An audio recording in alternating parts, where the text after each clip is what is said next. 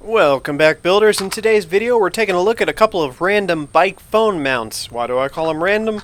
Because they have names that's impossible for the American market to remember or even acknowledge as something that exists. In this video we're taking a look at the Vicseed phone mounts, their 2022 version that comes in at $40 on Amazon, and I'll also be giving you an update while I compare it to my current favorite phone mount, the Lamicall, which comes in at about $22 on Amazon. Is that double in price for the Vicseed worth it? Let's find out. So these companies could literally just hire one guy to come up with a name that makes sense to their target market. I'm an American, this is the American market, so I'll be that one guy, and I'll do it for free. This is the Gauntlet. You're welcome. Vicseed's Gauntlet has a lot of good things going for it. I do have some concerns, and I'm not sure that I would pick it over the much cheaper Lamicall mount, but here's what we got going. I tested it on 3 different vehicles, a gas bike, and electric scooter, in rough riding conditions where I pushed it harder than I normally would and harder than most people would consider. I won't bore you with a whole bunch of specs that you can see just by looking at their page, but this thing does expand to a very generous level. You should be able to fit pretty much any phone in here, whether it has a case on it or not. It features a full wraparound protective design, something that the Lamicall lacked. I don't know if that matters, but if you do get into a crash, it looks like your phone is going to be protected from pretty much every angle. All contact areas of the mount to the phone are a silicone or rubber composition for vibration dampening and extra protection. The color might not be everyone's cup of tea, but I personally do enjoy the high-vis orange that wraps around it for extra visibility. It's always a good thing. And although it's not a reflective coating, the orange is so bright that it shows up quite well in low light conditions. The Gauntlet's handlebar clamp is similar to the Lamicall's. It's a bit wider in the gripping material, seems to do a better job at preventing migration, but I should point out that in all of my testing and riding conditions, neither one of these phone mounts ever migrated on me, at least not in a noticeable manner. However, it does not have the quick release button on the clamp as the Lamicall does. Might matter to you, might not. Personally, to me, it doesn't matter because I only use these mounts when I'm going on long trips, so I'm not swapping them on and off bikes very often. And to be honest, it maybe adds 2 seconds to the removal process, so I don't care.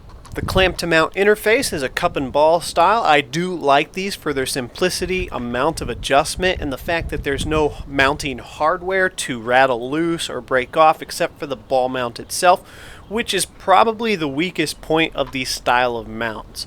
I could see maybe if the bike tips over or in an impact, these possibly breaking off if they're not reinforced. I haven't tested that obviously, but when riding, I don't see any issues with these mounts.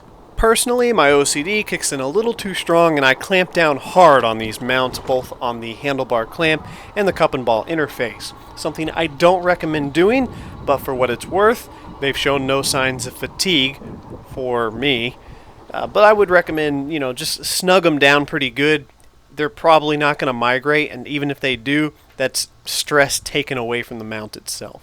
Construction quality of the mount itself does feel premium, but it's heavy. It's quite a bit heavier than the Lamicall, and I don't know if this weight justifies any difference in its quality.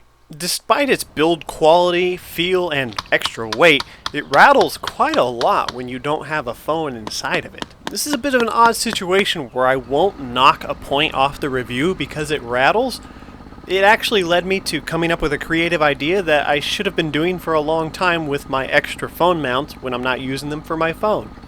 And that is to put a battery backup in it. Now at first I just did this so it would stop rattling.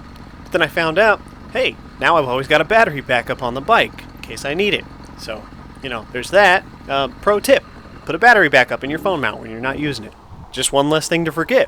When you put your phone in the mount, you put the battery backup in your pocket and you're good to go. It's kind of self-explanatory, but I feel like I needed to explain that to somebody. On the left upper side of the mount, there's a plastic button that you push to pop the mount open. Now at first, this seems pretty cool and convenient. Pops open, stick your phone in it, then squeeze the sides, and it automatically adjusts to the size of your phone. And that is convenient, I will admit. I'll also say that I've had no issues with this mechanism so far, but I do have some concerns. The Lamicall's design, on the other hand, has a spring-assisted closing mechanism, so it's always trying to keep itself shut, and it has an additional lock on the back which engages against the teeth for extra protection. Personally, the lock is probably not needed, as the spring-loaded mechanism itself never seems to want to move, even when I forget to engage the lock. However, on the Vicseed's gauntlet, it is spring-assisted opening, which means that there is a mechanism inside of the device always trying to pop it open, and the only thing keeping it closed is whatever engages these tiny little metal teeth on the arms.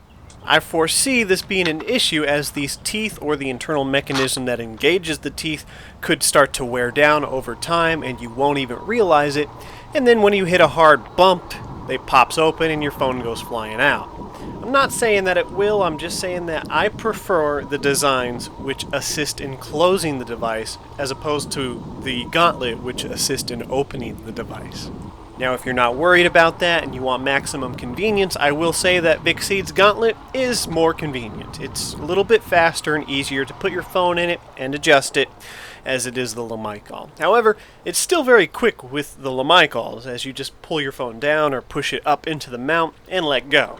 Both of these designs are easy to remove and insert the phone one-handed. However, the winner would go to the gauntlet because you don't have to readjust the mount every time you take your phone out or reinsert it. For me, that just about covers every important aspect that I can see about these mounts. It should give you enough information to decide whether or not it's right for you. I'll leave a link in the description to both of these mounts in case you're interested. I don't make anything off of these, so I could care less if you click on them or not, but they're there for convenience. However, if for some reason you can't make up your mind and you want my personal opinion, here it is. For me personally, the Lamicall does everything I need it to in my rough riding conditions. It's given me no issues. The build quality feels just as premium. It's lighter, it's cheaper, and I foresee it giving me less issues in the future. If you're watching this video months or years in the future, feel free to ask me about either one of these mounts in the comments, and as long as YouTube's notification system is working, I will respond. There'll be a link in the description to our review video of the Lamicall mount as well, in case you want to see the abuse that it stood up against, and we'll leave you with some riding footage of this mount in equally abusive situations. I hope you guys got some useful information out of today's video, or at the very least were mildly entertained. And until next time, ride safe.